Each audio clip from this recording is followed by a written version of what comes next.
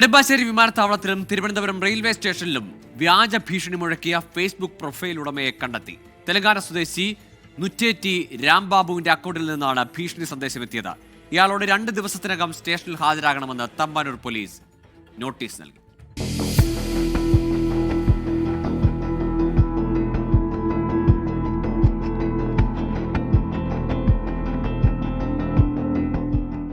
തെലങ്കാനയിലെത്തിയ തമ്പാനൂർ പോലീസിന്റെ പ്രത്യേക സംഘം നച്ചരത്ത് നിന്നാണ് നുറ്റേറ്റി രാംബാബുവിനെ കണ്ടെത്തിയത്.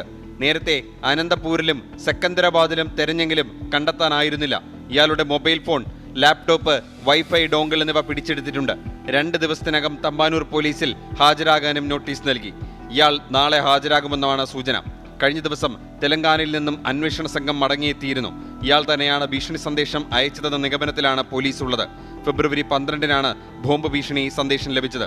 തമ്പാനൂർ റെയിൽവേ സ്റ്റേഷനിലും നെടുമ്പാശ്ശേരി വിമാനത്താവളത്തിലും സ്ഫോടനമുണ്ടാകുമെന്നായിരുന്നു ഭീഷണി. 24 തിരുവനന്തപുരം.